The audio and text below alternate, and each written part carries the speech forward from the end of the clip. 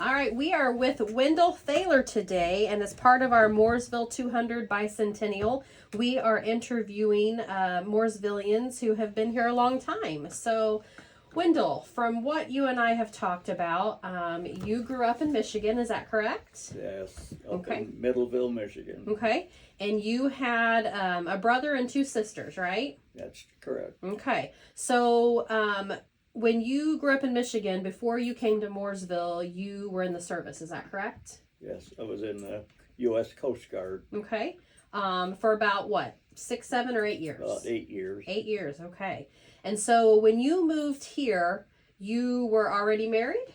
I was married with 3 children. Okay, and what brought you to Mooresville? Well, I had a chance for a little better job with Indiana Gas Company as an engineer, and so we moved up and packed them up and brought them down. Okay, and so about how old were you when that happened? I was about early 40s. Early 40s, okay. And then your 3 children were what, in like junior high and elementary school then? Yes. Yeah? That's about right. Okay. Somewhere in there. Okay, and so how old are you today? I'll be 90 in August. 90 in August. That is awesome. Okay, so what did you do for the Indiana Gas Company? Well, I started out as a sales engineer out in the field and then ended up as engineering vice president. Okay, and so did you retire from there? I retired. Actually, I went from Indiana Gas to Vectren, and then I retired from Vectren. Okay, and about how old were you when you retired? I retired when I was about 63, 64. Okay, so that means you worked for them for how long? About 33 years. 33 years, wow. Well, I know all the wonderful things that you have done in Mooresville, but we're going to let you tell us about that. So one of the things you told me is you were part of the chamber. Did you do anything special with the chamber?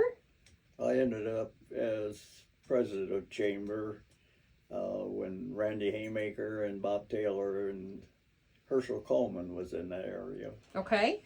And then what other boards on the town did you serve on? I was on the zoning board, appeals board,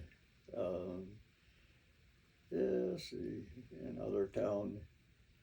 And then in the Lions Club for, I don't know if you want that now or not. Yeah, absolutely. How long were you in the Lions Club? I was in the Lions Club about 55 years. I'm still in the Lions Club. So. Okay, that's awesome.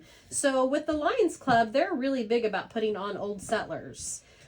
When you first, so you've been on there 55 years, was Old Settlers always a part of what you guys did? It's always been a part of the Lions. We've been 140, let's see, well, the Old Settlers has been here for 140 some years. We've been with them for about, see, I'm gonna have to renege on that one. That's okay. But when I was at the Lions Club, they were doing it. That was okay.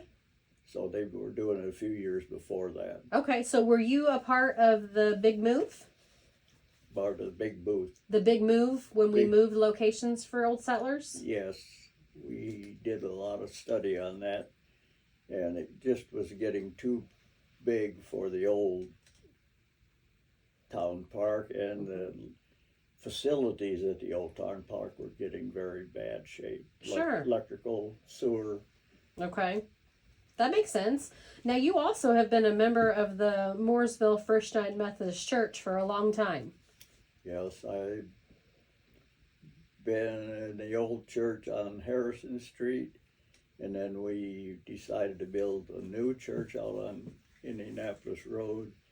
So I've probably been with that probably in 50-some years. Okay. And besides being a trustee of that church, you perform another job for that church. What is that? Well, I'm presently a historian for the church, and let's see, that's about it. Trustee and historian. Okay. So when you were talking about the location, so the church actually was downtown Mooresville where the government center is right now, correct? Right. Okay. And then now it's across the street from Pioneer Park? That's on 900 Pioneer Park, or Indianapolis Road? yeah, Indianapolis okay. Road. Okay. Well, besides all of that, you have also been part of the Morgan County Community Foundation, correct? Right, I was treasurer on the community foundation when it was in Mooresville, and then when we combined, I was treasurer for it for about 4 years.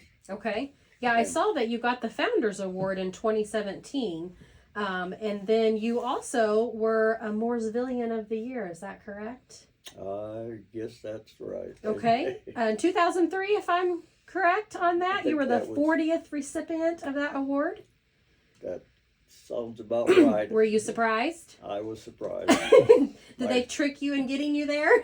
My granddaughter Jessica got me there on some kind of a award thing that she was talking about that the chamber was going to give, and then they surprised me with Oh, it. that's awesome. Another thing that you mentioned I want you to touch on as I'm sitting here in this room looking at all your awards, it says behind me that you were a Kentucky Colonel. What does that mean? Well, that's kind of like in Indiana, it's the Wabash, and it's a service award for community awards, which we, as a company, did a cleanup day type thing for down in Carrollton, Kentucky, and so they were nice enough to make me a colonel. Well, that's pretty special. That's kind of cool. So now we talked about you having kids. You said you came here with 3 children. So was that 2 boys and 1 daughter? 2 boys and 1 daughter. Okay. Yes. And tell me about where your kids are now, because one of them does live here, right? My oldest son, Kim, lives next door. He said when he got married, and he thought he ought to be next door in case I needed help. That's awfully sweet. And he still lives next door to you right now? He still lives next door. Okay, and you said he's retired, right? He's retired. He'll be 70. Well, no, he'd be 69. So okay. He's retired. And then your daughter's also retired, too? She's retired out in Spencer. Okay, and then your youngest son, where's he at? He's out in Tyrone, Pennsylvania, as a consulting for pharmaceutical company. Okay, so he's an engineer as well? Yes. So he followed in Dad's footsteps, huh? So what about grandchildren? How many grandchildren do you have? What do we have, 7? 7? And then you have some great-grandchildren, right? We got about 6.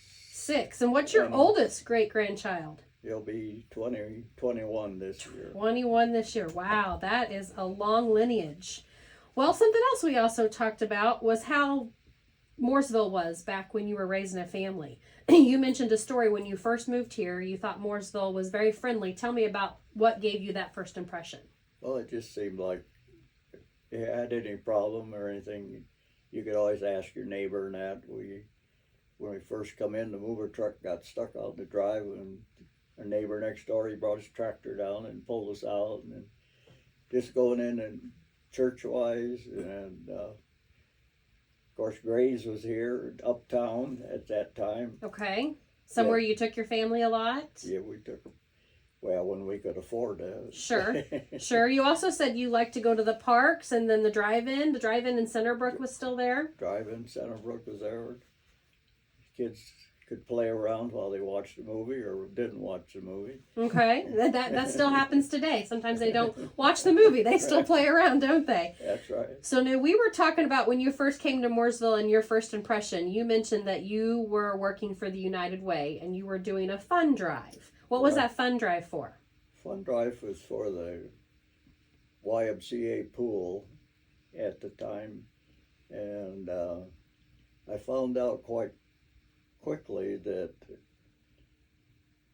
donating money in Martinsville from Mooresville was not a popular item. Okay. And I was kind of rebuffed a few times. Okay.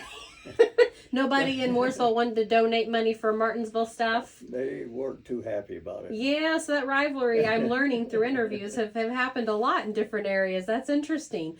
So now you were telling me, though, as part of the community foundation, along with another foundation, kind of brought Mooresville and Martinsville together. What was that? Well, I kind of feel that when we combined the community foundation, the 2 community foundations, and then we also had a Morgan County Concert Association, which brought together a lot of, well, it started out in Martinsville, and we finally got having some of the productions up in Mooresville and started getting people interested here.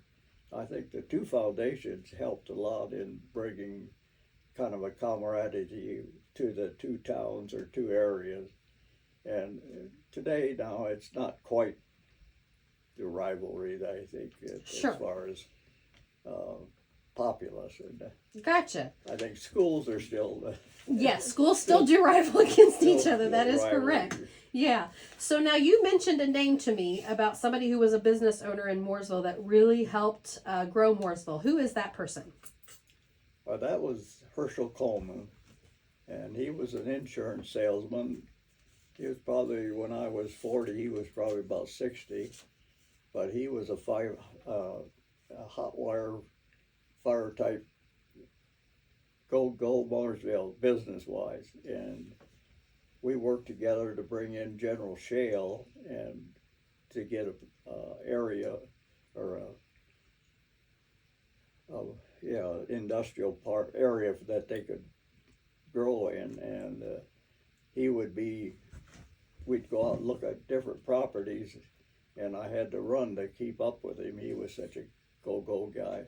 And what was one of the biggest companies he brought at that, like the first big one? That was General Shale was the first General one Shale, okay. going out here. Yeah. Awesome. Okay. Well, anything that you can tell me about Mooresville that you may have forgot to mention that you loved about it over the years? Well, I should not say, but the Quakers and the Methodists probably we're doing our 200-year religious. The religious bicentennial? And we've been finding out that, Samuel Moore was a Quaker, and his wife was a Methodist. And when they got married, then he had to become a Methodist, or he at least had to attend the Methodist church. So it was kind of interesting that between the two religions, that we've kind of combined them now, and that 200 years, it's a religious, with the Church of Missions and the groups going together like that. I think it shows up as far as the Mooresville type of mentality. So Yeah. I enjoyed that part. Good. What do you like about Mooresville today? It's our home. It's your home. Yeah. Still has good people in it, doesn't it? It does. And we've been getting some new ones, Yeah. new good people. A lot of the younger generation they're different, but they're good. Mm-hmm. That's right. They have a little different mentality, but they have good intentions, don't Right. they? Well, we thank you so much. We appreciate for you taking time to do this with us, and we mostly appreciate for you spending your life here in Mooresville and making a difference. Well, I appreciate you having me on. No problem.